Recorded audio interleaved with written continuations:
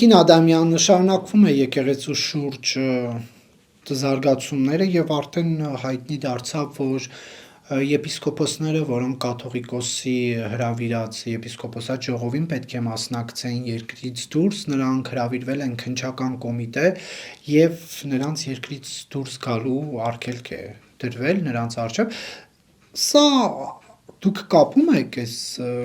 եկեղեցին, ինչպես իշխանություններն են ասում, բարենորոգելու հետ, թե ոչ։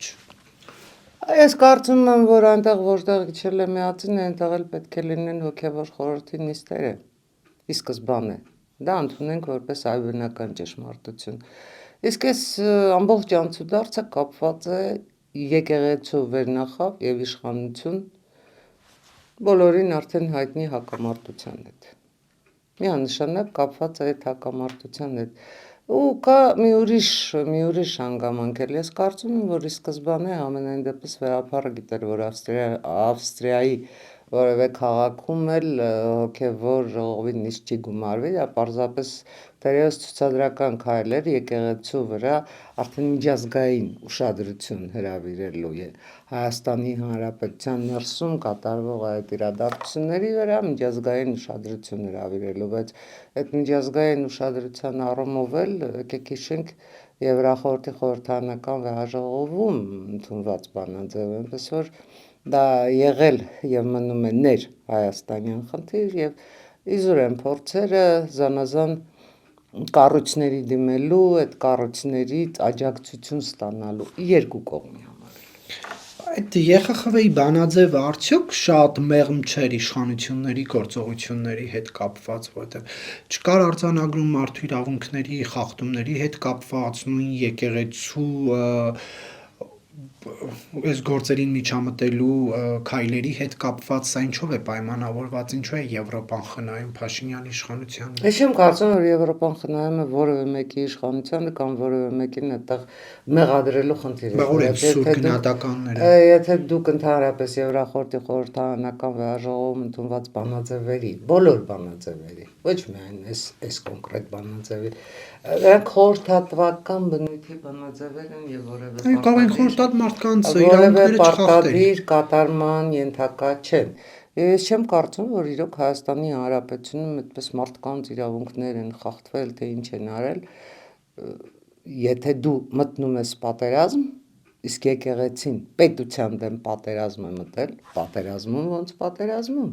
ով էր եկեղեցականներին խնդրում քաղաքականություն մտնել, ով էր տարբեր սրբազանների խնդրում վարչապետի հրաժարական պահանջել, հեղաշրջման փորձի կոչ անել, ով Մալագեղ քո Մալագեղ։ Ինչի մասին է խոսքը։ Եթե եկեղեցին մնար, հոգևորականները մնային իրենց հոգևոր ծառայության մեջ, չխառնվեին Հայաստանի դեմ մղվող հիբրիդային պատերազմին, մնային էլ եմ ասում իրենց հոգևոր ծառայության մեջ, ինչ կոնֆլիկտ կառաջանար։ Պարզապես եկեղեցին մտավ իշխանության դեմ պայքար, որը կազմակերպվում է ոչ Հայաստանի Հանրապետությունում, պայքար, որը ուղղորդվում է դրսից, ու դա Նարեկ ջան, ես այստեղ գյուտեր չեմ անում, դա բոլորին հայտնի, ինչ ասեմ, պատմություն է, բոլորին լավ հայտնի տարբեր մանրամասներով, որոնց մեջ թերևս չարժի հերթական անգամ մտնել։ ԵԽԽՎ-ի բանաձևը դուք համարում եք խորհրդատվական բնույթի եւ ոչ պարտադիր կատարման, այսինքն Դա ես չեմ համարում, այդպես է։ Հանրապետություն կուսակցությունը էթիկայի նորմեր ունենալու կոչին կհետևի, թե չէ ԵԽԽՎ-ի, թե ունեք արդեն ներդրված էթիկայի կանոններ, որտեղ ԵԽԽՎ-ն ասում է բանավեճերում, քննադատություններում, քաղաքական հակառակորդների հետ քննարկումներում զսպվածություն դրսևորեք, էթիկամի խախտեք։ Ես վստահ եմ, որ որևէ մեկը այս աշխարհում չի գտնվի, որը ԵԽԽՎ-ի բանաձևից առաջ, բանաձևից հետո Հանրապետություն կուսակցության որևէ անդամի կարողանա ասել դուք էթիկայի կանոն եք խախտել։ Մեր դեմ խախտել եք։ Ձեր թիմակից Անի Խաչատրյանն օրինակ խախտում է իր հանրային ելույթներում, ավականու նիստերում։ Եկեք իրավիճակային այդ պահերը թողնենք, ես նկատի ունեմ քաղաքական խնդիրները, լուրջ քաղաքական խնդիրները, ոչ թե ասենք իրավիճակային։ Գիտեք, եթե մեկին ասում են դու հիմար ես, առաջին տրիվիալ պատասխանն է հիմարը դու ես։ Առաջին տրիվիալ պատասխանը, ես միշտ կողմ եմ երկրորդ ալիքի պատասխանին, սիմետրիկ պատասխանին, անհամարժեք պատասխանին, բայց դե ասում եմ, քաղաքական խնդիրները որևէ մեկը մեզ չի կարող որևէ մեղադրանք ներկայացնել։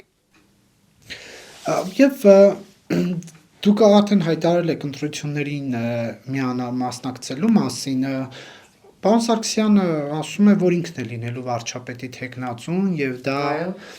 ձևական է կուսակցությունում այդ հարցը դրվելու քննարկման, սա ժողովրդավար կուսակցության մոտեցում է։ Օրինակ, ինչու դուք չլինեք կամ ինչու օրինակ մեկ անդամ չլինի վարչապետի թեկնածու։ Գիտեք, դուք այստեղ մի փորձեք ժողովրդավարության դեմ ինչ-որ դրսևորումներ գտնել։ Միանշանակ է, որ ամբողջ կուսակցության ստեղծման առաջին իսկ օրից ղեկավարը առաջնորդ բառի բուն իմաստով եղել եւ մնում է Արամ Սարգսյանը, Հայաստանի Հանրապետության 9-րդ վարչապետ Արամ Սարգսյանը։ Եվ ես կարծում եմ, որ սпасել համագումարում որոշում ընդունել, քաղխորհուրդ հաստատել, ցուցակ հաստատել, նոր ասել մեր թեկնածուն Արամ Սարգսյանն է, դա իսկապես ձևական կլիներ։ Դե որևէ մեկի համար գաղտնիք չի, որ վարչապետի թեկնածուն Հանրապետություն կուսակցության կողմից Արամ Սարգսյանն է լինելու։ Հիմա մենք ինչու խաբենք ժողովրդին։ Մենք բացարձակապես ձևական այսպես նորմեր պահելու կողմնակից չենք։ Մենք բաց ենք, մենք անկեղծ ենք եւ մենք թաքցնելու ոչինչ չունենք։ Արամ Սարգսյանը որ չեղավ հանրապետությունը փակվելու է ըստ էության։ Համենայն դեպս մենք չենք սպասելու փետրվարի 13-ին ինչ-որ բացահայտումներ անելու թե 12-ին։ Արամ Սարգսյանը որ չեղավ, հարցը կոռեկտ չէ։ Արամ Սարգսյանը Չէ, նկատի ունեմ կուսակցությունում Արամ Սարգսյանը կա եւ եթե գնում եք այդ չգիտեմ որ ժամանակներին եք հասնում, լուծումներ այդ ժամանակներում էլ կտանք, բայց Արամ Սարգսյանը քանի կա լինելու է կուսակցության ղեկավար։ Եվ վարչապետի թեկնածու։ Եթե այս անգամ վարչապետ չդարձավ։ Ինչու ունեք հույսեր, որ պետք է մեծամասնություն օրինակ ստանաք, հաշվի առնելով վերջին ընտրություններում, որ հավականու կազմ չկարողացաք մտնել։ Իսկ դուք նկատել եք ինչ փոփոխություններ են եղել, թե աշխարհակաղակական, թե քաղաքական, թե հասարակական տրամադրությունների։ Մենք նկատի ունենք այն փաստը, որ Հանրապետություն կուսակցությունների ստեղծման օրից մշտապես եղել է պետականության ջատագով։ Մենք կուսակցական շահ չենք պաշտպանել։ Այդ դրա համար էլ տարբեր տարիների մենք խորհրդարանում չենք հայտնվել, որտեղ մենք պոպուլիզմով երբևէ չենք տառապել։ Մենք չենք գնացել այնպիսի խոստումներ տվել, որ ընդհանրապես իրականության հետ որևէ աղերս չունեն։ Մենք ասել ենք միայն այն, ինչը անելու մեխանիզմներ ժամանակացույցով ունենք։ Եվ մենք ուզում ենք հիմա, ուզում ենք լծակներ նաև ունենալ, որպեսզի մեր այդ առաջարկները կարողանանք դարձնել իրականություն։ Եվ այն փաստը համենայն դեպս, որ Հայաստանի Հանրապետության խորհրդարանը 2021-ին արտահերթ ընտրությամբ ձևավորված խորհրդարանը 5 տարի եղել է հասարակության համար ոչ թե քաղաքական թիվ 1 մարմին, ներկայացուցչական թիվ 1 ամբիոն, այլ եղել է մեղմ ասած թատրոն, եթե ոչ կրկես։ Մենք չենք ուզում, որ այդ կրկեսը քաղաքական թատրոնը շարունակվի։ Լավ, ենթադրենք 5-6 հոգանոց խմբակցություն ունեցաք Տիկին Ադամյան խորհրդարանում, մեծամասնության դեմ, ինչ է։ Իսկ ինչու եք 5-6, մենք 5-6-ի հարց չենք լուծում։ Դուք նկատի ունեք, որ մենք պետք է անցողիկ շեմ հաղթահարենք, այո։ Մենք այդ հարցը չենք լուծում, դա մեզ համար խորհրդարանում հայտնվել, էլի եմ ասում, ինքնանպատակ չի, որևէ մեկիս մանկության երազանքը չի եղել, այ կմեծանամ, падգամավոր կդառնամ։ Բացարձակապես մենք էլ եմ ասում, գնում ենք խորհրդարան մեր ծրագրերը իրականացնելու, որովհետև մենք վստահ ենք, որ Հայաստանի Հանրապետության ինքնիշխանության ամրապնդումը տնտեսական հենք ունի, անվտանգությունը տնտեսական հենք ունի։ Այդ ծրագրերն են գնում իրականացնելու։ Բայց որպեսզի ցանկացած Դուք մեկը ասում եք Փաշինյանի պայմանավորված թրիփը լավն է, Փաշինյանի Ամերիկայի հետ պայմանավորվածությունները լավն են, խաղաղության գործընթացը լավն է, դուք նոր բան չեք առաջարկում ըստ էության։ Նարեկ ջան, դուք ակնհայտորեն մեր ծրագրերից տեղյակ չեք, որովհետև դուք հիմա ասում եք այն, ինչ ձեզ այդպես թվացել Չէ, է։ ես ասում եմ այն, ինչ ձեր Բնականաբար- հանրային խոսույթում ձեր բնականաբար- խոսակիցները հայտարարում են։ Ասում եմ բնականաբար, որևէ խելամիտ մարդ չի կարող ասել, որ տրիպը վատն է։ Տրամպի ճանապարհը վատն է։ Քոչարյանը սպառնալիք է համարում այն։ Քոչարյանը սպառնալիք է համարում, որովհետև դա սպառնալիք է Ռուսաստանի Դաշնության Հայաստանի Հանրապետության վրա ունեցած ազդեցության համար։ Դրա համար էլ դա սպառնալիք է Ռոբերտ Քոչարյանի համար։ Հայաստանի Հանրապետության երկրորդ նախագահը այդպես էլ չհասկացավ իր հայրենիքը իրականում որն է։ Հայաստանը թե Ռուսաստանը։ Այս հարցին այս դիլեմային իր ամբողջ կյանքում չկարողացավ պատասխանել։ Սա փաստ է, որ իր վերջին ասուլիսում ինքը դրեց ու հիմնավորեց։ Փակենք այս խոսակցությունը, ինչ վերաբերում է Հանրապետությանը։ Գիտեք, որտեղ էր ընդհանրապես Նիկոլ Փաշինյանը, երբ Հանրապետություն կուսակցությունը խոսում էր տնտեսության զարգացումից։ Երբ Հանրապետություն կուսակցությունը իր հիմնադիր համագումարում ասում էր, որ պետք է պորտալները կտրել Ռուսաստանից։ Հիմնադիր համագումարում որտեղ էր Նիկոլ Փաշինյանը։ Հիմա դուք ուզում եք ստեղծել արհեստական հակադրություն, թե Ես հարց եմ արհեստական տալիս։ համադրություն, չէ, ձեր հարցի տրամաբանությունը դա է, Նարեկ ջան։ Այստեղ արհեստական ինչ-որ, չգիտեմ, միջնորդումներ պետք չի դնել հանրապետության եւ ժողովրդի միջեւ։ Հանրապետությունը միշտ էլ խոսել է տնտեսությունից, տնտեսության զարգացումից։ Համենայն դեպս հանրապետությունն է եղել միակ կուսակցությունը, որ բովանդակային, իսկապես բովանդակային առաջարկներով քննադատել է քաղաքացիական պայմանագիր կուսակցության վարած տնտեսական քաղաքականությունը, քաղաքացիական պայմանագիր կուսակցության վարած արտաքին քաղաքականությունը, բովանդակային ասելով, գիտեք ինչ նկատի ունեմ։ Գիտեք շատ հեշտ է իսկապես քննադատել ու ասել, դե քննադատեցի, հերիք է։ Մենք այն կուսակցությունը չենք, որ դնենք հայհոյենք, ինչպես տարբեր այլ ուժեր են անում կամ դնենք անիծենք, նզովենք, ոչ։ Մենք քննադատում ենք եւ ներկայացնում ենք առաջարկ։ Մենք ասում ենք, որ օր առաջ պետք է հապկից դուրս գալ, որպեսզի մենք հնարավորություն ունենանք հապկից դուրս գալ բարագայում, հնարավորություն ունենանք օրինակ Ամերիկայի Միացյալ Նահանգներից զենք բերելու, որը մենք լինելով հապկ անդամ երբևէ չենք ստանալու։ Եկեք հաշվի առնենք ոչ միայն այն հարաբերությունները, որ Նիկոլ Փաշինյանի իշխանությունը հաստատել է աշխարհի տարբեր երկրների հետ, այլ նաև այն հարաբերությունները, որ Իլհամ Ալիևն է հաստատել աշխարհի տարբեր երկրների հետ։ Այսօր Ամերիկայի Միացյալ Նահանգները հանգիստ կարող է Իլհամ Ալիևին զենք վաճառել, եթե նման ցանկություն ունենա։ Մեզ չի վաճառելու հաստատ, ելնելով հենց այն պարագայից, որ մենք հապկ անդամ ենք։ Գործող իշխանությունը համարում է, որ սառեցումը արդեն լուծել է այդ խնդիրը։ Գործող իշխանությունը շատ բան կարող է համարել։ Գործող իշխանությունը կարող է համարել, որ իր որոշումով կարող է սառեցնել անգամ արևը։ Չնայած հապկը բնականաբար արև չի, բայց արևը դրանից սառելու է, բնականաբար ոչ։ Գործող իշխանությունը ինչ է համարում, դա խնդիր չի, խնդիրը այն է, թե աշխարհը ինչ է համարում։ Աշխարհը ինչպես է Հայաստանը տեսնում։ Այս Հայաստանի գործող իշխանության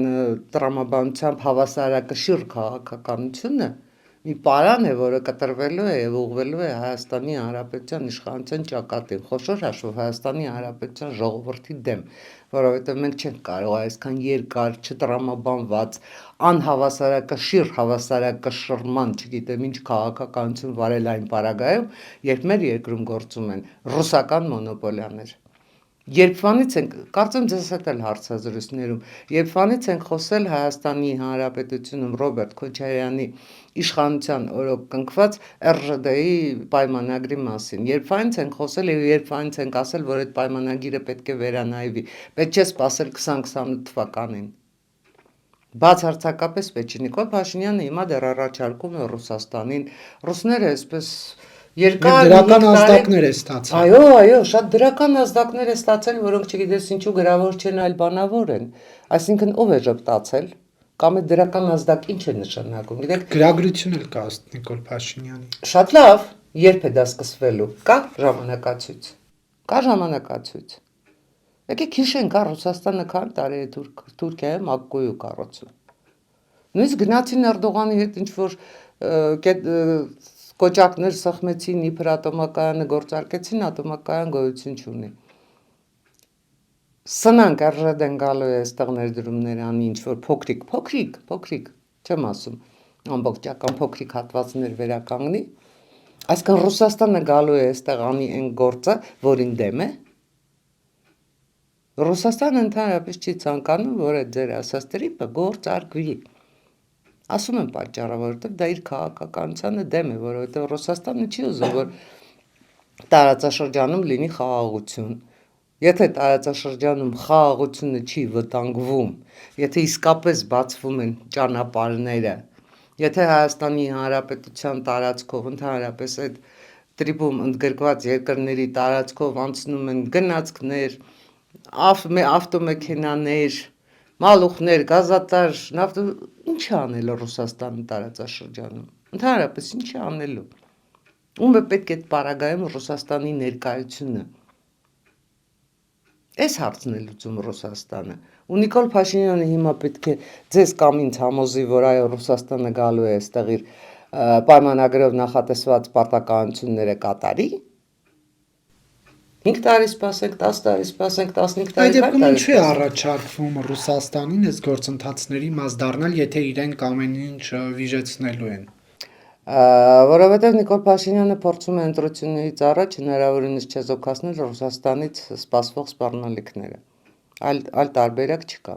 Ես կարծում եմ, որ Նիկոլ Փաշինյանը բավականին հմուտ քաղաքական գործիչ է հասկանալու համար, որ Ռուսաստանը որևէ կերպ այդ երկաթուղու որևէ հարց չի լուծելու։ Եվ վերջ առաջ մենք գնելու ենք Հայաստանի Հանրապետության բյուջեի հաշվին, ինչպես ինքն էր ասում, բյուջեի հաշվին անհրաժեշտ հատվածը վերականգնելու։ Բայց ես էլ եմ կրկնում, 2028-ին սպասել պետք չէ։ Պայմանագրային պարտավորությունները 2038, որտեղ ոնց որ 10 տարով երկարաձգելու հնարավորություն ունի այդ բանը համաձայն։ 10 տարով երկարաձգելու հնարավորություն ունի, եթե կողմերը առարկություններ չունենան, այսքանից հետո Հայաստանի Հանրապետությունը պիտի առարկություն չունենա։ Դուք կարծում եք Նիկոլ Եկեք ինձ ասեք Ռուսաստանի Դաշնությունը քայլերի Ռուսաստանի հետ կապված։ Եկեք ինձ ասեք, ես չգիտեմ Նիկոլ Փաշինյանն ինչի է պատրաստ։ Ես քաղաքացիական պայմանագրից չեմ, ես Հանրապետություն կուսակցությունից եմ։ Ես պարզապես,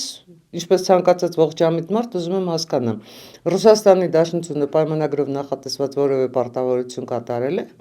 Դուք շատ հաճախ եք լինում Հայաստանի Հանրապետության տարբեր մարզերում, ինձ կարող եք ասել, մենք քանի երկաթուղային գործող կայարան ունենք։ Մենք ամբողջ երկրի տարածքով գործող երկաթուղագիծ ունենք։ Եթե ունենք, փառք ու պատև, մինչև 2038-ը չէ, 2048-ը, 2058-ը։ Հիմա խախտումներ եղել են, օրինակ, չգիտեմ, Հրազդան, Իջևան երկաթուղի պետք է գործեր, որը չկա, այսինքն համարժեք արձագանք չի եղել Հայաստանի իշխանության կողմից որևէ ժամանակահատվածում, թե նախկինում, թե հիմա, դա արդեն իսկ հիմք չէ, որ դա դադարեցնելու միտումներ պետք չէ սպասել, որովհետև այս մարդիկ 10 տարի նրանք են հաշտեղել, 8 տարի նրանք են հաշտեղել։ Չէ, դուք ասում եք, որ պետք է բան անել, լուծարել։ Եթե պայմանագիրը չի գործում, մեր ինչին է պետք այդ պայմանագիրը։ Բարձ հարց եմ տալիս, եթե չի գործել եւ չի գործում հիմա էլ։ Մեր ինչին է պետք այդ պայմանագիրը։ Արդյոք ժամանակացիներին ձեռք է տալիս նման պայմանավորվածություն։ Որոշում կայացնողներին, եթե նույնիսկ ձեռք է տալիս, ձեռք չի տալիս Հայաստանի Հանրապետության ժողովրդին։ Դուք աջակցում եք կներեք այդ որոշում կայացնողներին, ասում եք, այ որ հանկարծ ռուսական բան չլինի, ազդեցություն չլինի, Երևանում մենք համագործակցեցինք, որ Կրեմլամերձ ուժերի ձեռքը չհայտնվի, մենք համագործակցենք նաև 26-ի ընտրություններին, եթե էլի տեսնենք վտանգ կա, բայց փաստացի համագործակցում եք այն մարդու հետ, որը լոյալ է Ռուսաստանի չկատարած պարտավորությունների հետ։ Դուք հիմա գիտեք ինձ ինչ հարց եք տալիս, դուք ուզում եք, որ ես, չգիտեմ, ինչ որ հրաշքով Հայաստանի Հանրապետության ժողովրդի կատարած ընտրության տարբերակների մեջ գտնեմ ձեր առաջադրած տարբերակի լուծումը, իսկ դուք գիտեք ինչ կազմ է ունենալու խորհրդարանը։ Կոնկրետ, կարող եք ինձ ասել, ինչ կազմ է ունենալու, որ ուժերն են ներկայացված լինելու, ըստ ձեր հարցի տրամաբանության եմ ես ասում։ Միանշանակ է, որ Ռոբերտ Քոչարյանի, Սերժ Սարգսյանի, Նարեկ Կարապետյանի կամ չգիտեմ այդ փաղանգից որևէ մեկի հետ մենք համագործակցության որևէ տարբերակ չունենք։ Բայց իշխանության դիտարկում եք, չէ՞։ Թույլ կտակ ավարտել։ Լավ։ Որովհետև նրանք ներկայացնում են Հայաստանի Հանրապետությունում Ռուսաստանի շահերը եւ նրանք սպառնալիք են Հայաստանի Հանրապետության ինքնիշխանությանը։ Իսկ դա մեզ համար անսակար արժեք է։ Եվ կա հարցի երկրորդ կողմը։ Նրանք էլ բացարձակապես որևէ համագործակցության ցանկություն բնականաբար չեն ունենա Հանրապետություն կուսակցության հետ։ Եվ այդ պարագայում ով է մնում։ Ուժ, որը լոյալ է Ռուսաստանի չկատարած պարտավորությունների հետ, ուժ, որը ասում է, որ սառեց հապկի մեզ պետք չի, հապկը վատնա, հապկի պատճառով մեզ զենք չեն տալիս, հապկի պատճառով ասում են ձեր երկրում տեղակայված զենքը ռուսների ձեռքը կգնի, բայց հապկից դուրս չի գալիս։ Ուժ, որը երկաթուղու հետ կապված թերությունների մասին շնորհակալ եմ ձեզ հարցի համար։ Ուժը, որը երկաթուղու հետ կապված տեսնում է, որ պարտավորությունները կատարած չեն, դա չի դադարեցնում ուժ, որը նույնիսկ չի փակում իրեն հայոյող ռուսական հեռուստալիքները։ Այ ձեր ընտրությունը ըստ էության վատի եւ վատագույնի Նարեկ ջան, խորին շնորհակալություն ձեզ հարցի համար, որովհետև նույնիսկ հնարավոր չէր հնարել այնպեսի տարբերակ, որ ես ասեի ինչ որ հիմա պատրաստում եմ ասել։ Այ դուք հենց հիմա ապացուցում եք ժողովրդին, ընտրողին, որ հանրապետությունը խորհրդարանում պետք է մեծամասնություն լինի։ Հենց հիմա դուք դա ապացուցեցիք, ինչի համար բայց եթե չլինի, ես ձեզ խորին շնորհակալություն եմ հայտնում, որովհետև այդ բոլոր խնդիրները եւ Եվս 5 րոպե կարող էի խոսել ու էլի մի 50 խնդիր ավելացնել, որը անցած 5 տարում չի լուծվել ու ես դες լիովին համաձայն եմ։ Լիովին ձեզ հարցը ոչ թե այն է, ես հարցը այն է, որ հանրապետությունը աջակցում է այդպիսի ուժին։ Հանրապետությունը չի աջակցում ռիսկով քայլերի, ժողովրդի լեզվով ասած, ռիսկով քայլերի պատրաստ չէ Ռուսաստանի։ Հանրապետությունը չի աջակցում որևէ ուժի։ Հանրապետությունը ինքը ուժ է, որը ունի իր ծրագրերը, հանրապետությունը կարողանում է հաշվարկել ռիսկերը եւ բազմիցս Արամ Սարգսյանն էլ ես էլ ասել ենք, որ ռիսկի չգնալը ավելի մեծ ռիսկ է։ Պետք է այդ ռիսկերը հաշվարկել, վտանգները նվազեցնել, օգտագործել հնարավորությունները։ Եվ եթե այս հարցազրույցը լսելով ու անձամբ ձեզ լսելով ընտրողը գնա եւ ձայնը տա հանրապետությանը, վստահ եղեք, որ այս ամեն ինչը իրականություն դառնալու է այդ 5 տարվա մեջ ու ավելի արագ։ Համենայն դեպս, որովհետեւ տեսեք, ես հասկանում եմ ձեր հարցի ենթատեքստը, դուք անդադ ուզում եք ինձ մղել ասելու, որ այո, անպայման մենք գնալու ենք եւ դաշինքի ենք, նոր դաշինք ենք ձևավորելու, ինչպես Երևանի քաղաքապետարանում արեցինք, հիմնավորումը 1000 անգամ տվել ենք, Երևանի քաղաքապետարանում ավականու ընտրություններում դա արել ենք, որպեսզի Անդրանիկ Թևանյանները եւ այլ ոչ այդքան էլ հարգարժան պարոնայք իշխանության չգան ու Երևանում հեղաշրջում չանեն Արցախում այդ իրավիճակից հետո։ Պետությունը չկործանեն, ինչպես փորձում էին եւ բավականին նեղ պահեր, բավականին պետության համար վտանգավոր պահեր այդ հեղաշրջումը անելու համար։ Եթե կուզեք իմանալ, դուք ոչ թե պետք է այդպես հեգնանքով ասեք Երևանում էլ էսպես, այ դուք պիտի շնորհակալություն հայտնեք հանրապետությանը, որ իր կուսակցական վարկանիշը ստորադասեց պետությանը։ Այդտեղ մեզ պետք է շնորհակալություն հայտնել, ոչ թե այնպես էլի, տեսակ, ձեզ էլ գիտենք էլի, այդ մտայնությունը հանեք խնդրում եմ ձեր տոնայնությունից։ Շնորհակալ եմ դրա համար։ Հիմա անցնենք խորհրդարանին։ Եթե ստացվի այնպես, որ հանրապետությունը ունենա մեծամասնություն, իսկ ես դրան հավատում եմ, այստեղ արդեն ձեր հարցը դուրս է գալիս։ Եթե չստացվի, վաղար շաբաթում էլ եք, կներեք, ես առանց հեգնանքի եմ ասում, վաղար շաբաթում էլ եք դուք հավատում, որ իշխանություն եք վերցնելու։ Ձեր տեխնացուն ասում էր վաղար շաբաթին կընտրի իր տան տղային, եւ դուք չկարողացաք անցողիկ շեմը հաղթահարել։ Մենք չկարողացանք անցողիկ շեմը հաղթահարել ընդամենը 13 ձայնով, բայց դա բացարձակ օրինաչափություն չի, որովհետեւ որևէ լոկալ ընտրություն, թիմ ընտրությունը չես կարող համապետական ընտրության հետ համեմատել։ Թիմ ընտրությունը բոլոր դեպքերում մնում է տեղական ինքնակառավարման մարմնի ընտրություն, որը պետք է զբաղվի քաղաքի քաղաքում տնտեսական քաղաքում կյանքի կազմակերպմամբ։ Դա չես համեմատի պետության կյանքի կազմակերպմամբ։ Բացարձակապես այստեղ համեմատության եզր չկա։ Ընդհանրապես սա ուրիշ խոսակցություն է։ Եվ ես բնավ հակված չեմ այս խոսակցության հիման վրա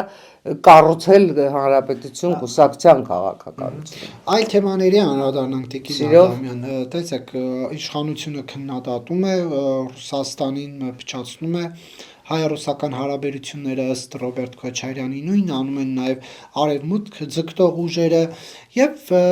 չեք մտածում այդ քննադատողներդ, որ Ռուսաստանը մատի էս մի ճտոցով, ինչպես Ռոբերտ Քոչարյանն է ասում, կփակի ճանապարհը փոխաբերական իմաստով եւ չեն կարող մեր ապրանքները այնտեղ վաճառել եւ տնտեսական լրջագույն խնդիրներ կունենանք։ Ռոբերտ Քոչարյանը մեծահոգաբար ասում է, դե ես իմ կապերով կխառնվեմ եւ այդ հարցերը կլուծեմ, բայց այնուհանդերձ ինչ է կարծում, կա նման վտանգ, ինչի մասին երկրորդ նախագահն է ազանգում։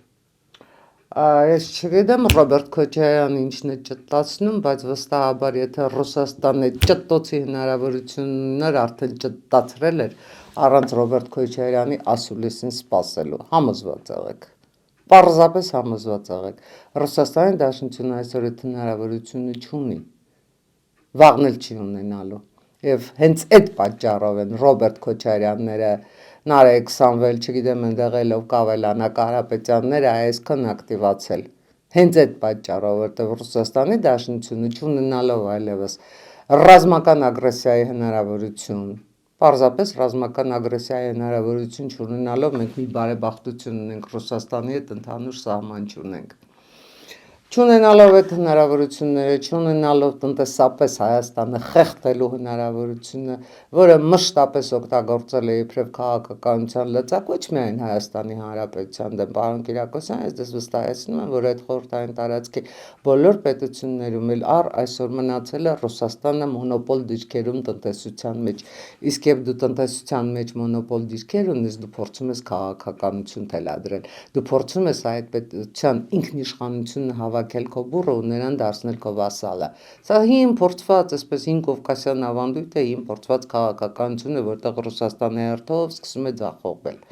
Եվ հերթական ձախողումը վստահեցնում եմ ձեզ հունիսի 7-ին է լինելու,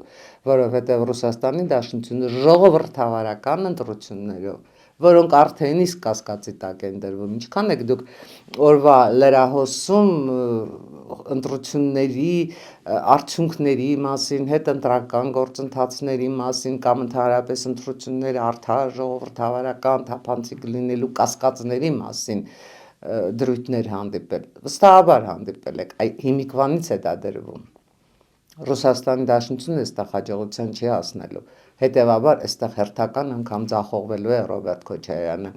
Եվ այն իր պատմական թեզը, որ իշխանության քոքը պիտի մաշեցներ, եկեք թող ինքն էլ ընդունի, կարծում եմ դուք էլ կհամաձայնեք ինձ հետ, որ բավականաչափ խորհրդարանում Ռոբերտ Քոչարյանի խմբակցությունը ինքը իր քոքը ահագին մաշեցրել է, հետևաբար ահագին մաշեցրել է ընտրազանգվածը։ Եթե Ռուսաստանի Դաշնությունում վստահ լինեին, որ Ռոբերտ Սեդրակովիչը չնայած Պուտինի հետ քիմիային պահպանել է իր դիրքերը Հայաստանի Հանրապետությունում իբրև ընդդիմադիր, իբրև երկրորդ նախագահ, իբրև տնտեսական լծակներ ունեցող մարդ, որևէ պարագայում Հայաստանի Հանրապետությունում չէր հայտնվի Սամվել Կարապետյանը։ Դա վստահ եղեք, դա քաղ տեխնոլոգիա է։ Այսինքն Ռուսաստանը կարծում է, որ այլևս Քոչարյանը չունի այն ազդեցությունը դրա համար է։ Դա ակնհայտ է։ Դա ակնհայտ է։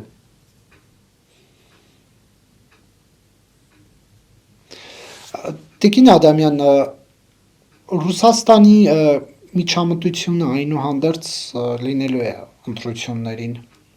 Ինչպես եք պայքարելու, դուք ինչ եք կարծում, դա հնարավոր լինելու է չեզոքացնել, թե ոչ։ Ես կարծում եմ, որ հնարավոր է լինելու չեզոքացնել միանշանակ։ Եվ այդ չեզոքացումը կարող էր լինել շատ ավելի արդյունավետ, եթե քաղաքացիական պայմանագիրը վերջին հաշվով հասկանար այն տրիվիալ ճշմարտությունը, որ ժողովրդավարությունը պետք է պաշտպանված լինի, գեղեցիկ կարգախոս չի։ Պարզապես լավ հնչող բառակապակցություն չի։ Ժողովրդավարությունը պետք է ինքը իրեն պաշտպանի, դա նշանակում է, որ ժողովրդավարությունը պետք է հասկանալ բռունցքներով եւ ատամներով։ Իսկ բռունցքներով եւ ատամներով ժողովրդավարության փառահեղ օրինակ մեզ տվել է Մոլդովան։ Դե առայժմ իշխանությունը իրեն է բռունցքներով եւ ատամներով պաշտպանում։ Դա շատ քիչ է, վստահաբար դա շատ քիչ է, որովհետև ես էլ եմ ասում, խորհրդարանական ընտրություններին չպետք է թույլ տալ այնպիսի կուսակցությունների, որոնք սնվում են դրսից եկած կապիտալով։ Չի կարելի։ Ընդհանրապես, եթե ուզում եք իմանալ խորհրդարանում, եթե միմյանց հետ փոխհարաբերությունները պարզելու բուրըն գործընթացներից մի քիչ էսպես ժամանակ, թեթևակի ժամանակ կտրեին եւ հատկացնեին, ասենք, երկրի կենսական խնդիրներին, ակնհայտորեն պետք է փոխած լինեին ընտրական օրենսգիրքը ընտրություններից գոնե որ 1 տարի առաջից շատ ավելի շուտ ժամանակահատվածում եւ պետք է արգելափակեին պարզապես այն հնարավորությունները, որ էլի կհայտնվեն ինչ-որ մարդիկ, էլի կգնեն ինչ-որ կուսակցության կնիքներ կամ կվարձակալեն ինչ-որ կուսակցության կնիքներ ու կմասնակցեն ընտրությունների։ Քանի օրինակ ենք ունեցել այդպես, թե Երևանում, թե Գյումրիում։ Ինչի մասին է խոսքը, ինչու այդ սողանցքը չի փակվում, ինչու նախընտրական դաշինքները չեն արգելվում, ինչ է դա տալիս։ Մենք անդադ խոսում ենք կուսակցությունների խոշորացումից, կուսակցությունների համախմբումից, չգիտես ինչից, ժողովուրդ արհեստական ոչինչ չի լինում, պետք է լինեն բնական հիմքեր։ Դուք ուզում եք պետք է լինեն բնական եւ օրենսդրական մասնակցեն։ կոնկրետ ուժի ես ուզում եմ, ես ոչ թե ուզում եմ, դա իմ ցանկությունը չի, բացարձակապես դա բացարձակապես իմ ցանկությունը չէ, դա տրամաբանություն է։ Ռուսական կապիտալով սնված քաղաքական ուժը Հայաստանի Հանրապետությունում անելիք չունի, դա օտարերկրյա միջամտություն է մեր ներքին գործերին։ Օրենսդրորեն դա պետք է, դա արգելված է օրենսդրորեն եւ այդ օրենքը վերջին հաշվով պետք է գործի։ Թե չգիտեք ինչ, մենք անդադ խոսում ենք, մենք ժողովրդավարության հալա բաստիոն ենք։ Իսկ ինչ ենք անում այդ բաստիոնում, բաստիոնի դիրքերը չկորցնելու համար։ Դուք այսպես կուսակցություն ուզում եք չաշխատել, ոչինչ չանել, ժողովրդին մոտ վստահություն չշահել, որ այ ժողովուրդը այս ուժերը ռուսական են, իրավապահ համակարգը, սահմանադրական Թույլ տվեք հարցնել, ինչ է նշանակում չաշխատել, ոչինչ չանել, իսկ մենք ինչ ենք անում հիմա։ Դե կարողացեք ժողովրդի ընտրողի վստահությունը շահել, նրան ասելով, որ այ գիտեք, սա ռուսական կապիտալ ունի, Կրեմլի վերահսկողության ներքո է եւ այդպիսով կարողացեք նրանց Եկեք թյուր տպավորություն մի ստեղծեք, եկեք թյուր տպավորություն մի ստեղծեք, մենք շատ լավ էլ աշխատել ենք, շատ լավ էլ աշխատում ենք, ամենայն դեպս մարզերում մեր համախոհների վիթխարի բանակ ունենք, մարզերում ոչ միայն Երևանում, այնպես չի, որ մենք չենք աշխատում, մենք ասում ենք, դե եկեք մեր համար ստերիլ դաշտ ստեղծեք, հեռացրեք մրցակիցներին, որպեսզի մենք գալիս սահմանադրական դատարան, որոշի, որ նա իրավունք չունի մասը։ Դա դուրս է գալիս ձեր, ինչ ասեմ, ձեր սխեմայով, բայց ձեր սխեման ռեալ սխեմա չի, ձեր սխեման անօրինական սխեմա է, որովհետև եթե Հայաստանի Հանրապետությունում գործում են եւ պետք է գործեն Հայաստանի Հանրապետության օրենքները, Հայաստանի Հանրապետության օրենքները պահանջում են հավասար հնարավորություններ։ Որտեղ եք դուք այստեղ հավասար հնարավորություններ տեսնում։ Դուք պարզապես ձեր ասած սխեմայով էլի ստացվում է, որ ժողովուրդը պետք է գնա եւ ընտրություն անի սև ու սպիտակի միջև։ Հերթական անգամ հերթական սերժին մերժելով գնա ընտրի քաղաքացիական պայմանագիր Նիկոլ Փաշինյան։ Ձեր ասած սխեմայի տրամաբանությունը դա է։ Իսկ ես ասում եմ ոչ, ժողովրդին պետք է ռեալ ընտրության հնարավորություն տալ, մրցակցային հավասար պայմաններ ստեղծել։ Դուք կարծում եք, որ հիմա հանրապետությունը պետք է մի քիչ շատ ավելի երկար ավտոբուս ընտրի վրա անգրի, թե քանի աշխատատեղ է ինքը ստեղծում եւ Հայաստանի Հանրապետության մարզերում մանգա ու քարոզի, որ կանայք պետք է բոլորը բավարարված լինեն։ Դա է ձեր մտադրությունը, հանրապետությունը երբևէ նման տխմարությունների հետևից չի գնացել եւ չի գնալու։ Մենք ունենք մեր կայուն ընտրազանգվածը եւ մեր կայուն ընտրազանգվածը փառք Աստծո մեծանում է։ Սա է մեր քաղաքականությունը, մենք մարդկանց խաբելու պրիմիտիվ դեմագոգիայով մարդկանց խաբելու երբևէ որևէ հակում չենք ունեցել ու չենք դրսևորել ու չենք էլ անելու հանուն ձայնի։ Մենք ասում եմ ռեալ, բաց, ազատ, արդար խոսում ենք ժողովրդի հետ։ Ու այդպեսին էլ մնալու ենք, որտեղ մեր անունը հանրապետություն է։ Տիկին Ադամյան, այլ թեմաների անդրադառնանք։ Սիրով։ Իրան-Ամերիկա այս կիսապատերազմական իրավիճակը, որ այսպես մի քայլ է մնացել, հա, ինչպես կանդրադառնա տարածաշրջանի վրա եւ հատկապես Հայաստանի վրա, եթե ԱՄՆ-ն սկսի արդեն հարվածներ հասցնել։ Ինչպես գիտեք, նավերը մոտենում են Իրանին։ Հա, նավերը մոտենում են Իրանին ու անդադ տարբեր կողմերից փոխհրաձգություն են հնչում, մասնավորապես Իրանից էլ վերջին կարծեմ այսօր թե երեք հայտարարեցին, որ իրենք եվրոպական բանակներն են ահաբեկչական կազմակերպություն ճանաչում, Եվրամիության քսիրը ահաբեկչական կազմակերպություն ճանաչելուն, բայց եկեք հասկանանք էլի, պահնորդների կորպուսը, որ կրակում է ժողովրդի վրա, որ տարբեր իր անդամների ձեռքով տարբեր երկրներում մասնակցում է տարբեր, ինչ ասեմ, հակապետական քայլերի եւ եվրոպական բանակները դնել մի հարթության վրա, որևէ մեկի համար գաղտնիք չէ, որ այն ամեն ինչ կատարվեց ամենայն դեպս անցած տարվա դեկտեմբերի, եթե չեմ սխալվում 28-ից սկսած ռեալի անկումից հետո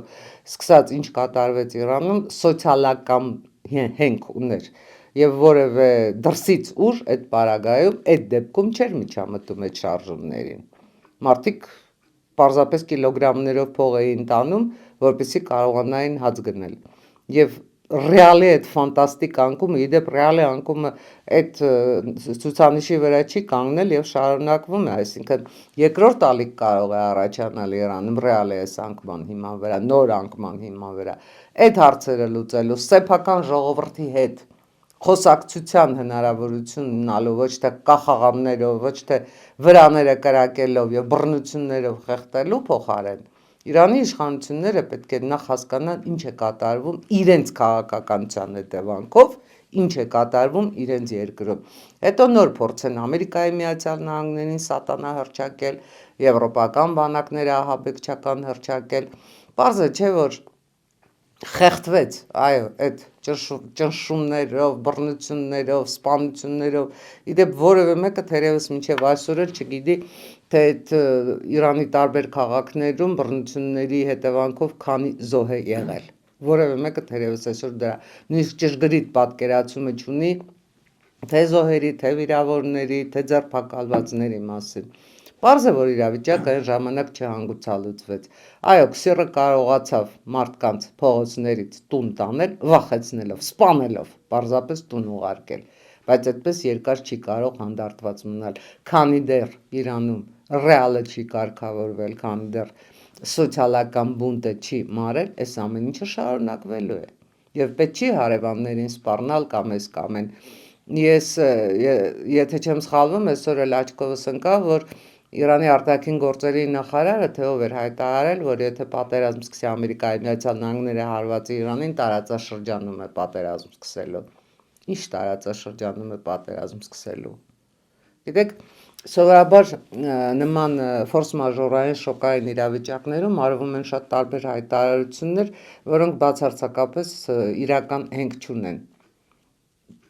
Էլ եմ ասում, իրական հենք չունեն։ Շատ ես իսկապես շատ ցավում եմ Իրանի ժողովրդի համար, իսկապես, որտեղ մենք պատերազմ տեսած ժողովուրդ ենք, մենք հասկանում ենք ինչ է նշանակում զոհեր տալ, բայց ես կարծում եմ, որ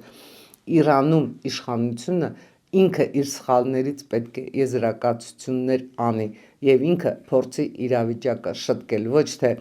անընդհատ բզբզալ թե Եվրամիության դեմ, թե Ամերիկայի Միացյալ Նահանգների դեմ սադրիչ ու հրահրող հայտարարություններ անելով։ Իդեպ այդ սադրիչ եւ հրահրող հայտարարությունները հնչեցին նաեւ Երևանում, Հայաստանի Հանրապետության մայրաքաղաքում, Հայաստանի Հանրապետության իշխանության դեմ եւ իմ գնահատականով adekvat պատասխան չստացան,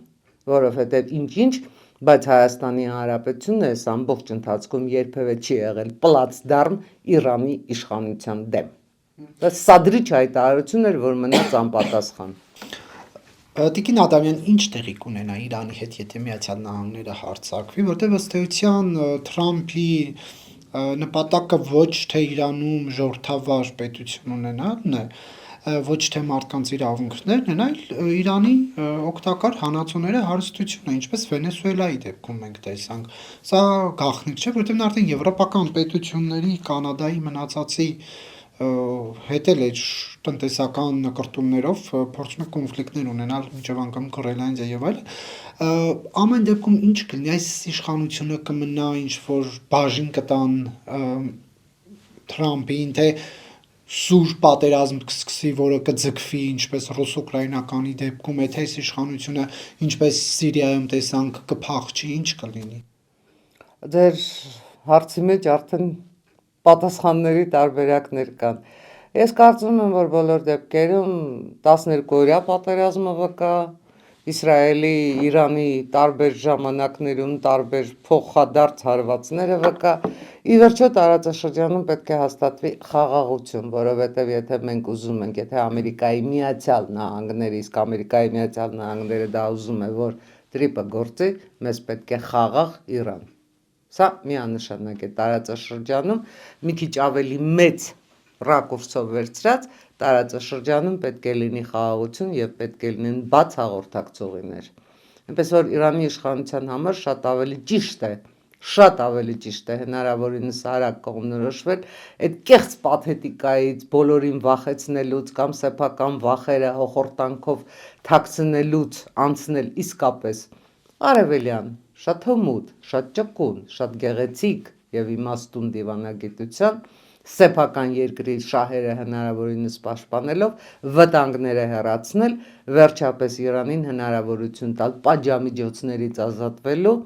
սեփական ժողովրդին հնարավորություն տալ գոնե ասենք ոչ թե մի քանի կիլոգրամ, այլ 1 կիլոգրամ ռեալով 1 հաց գնելու։ Սա է ամբողջ խնդիրը։ Շնորհակալություն Տիկին Ադամյան։ Ես եմ ձեզ շնորհակալ։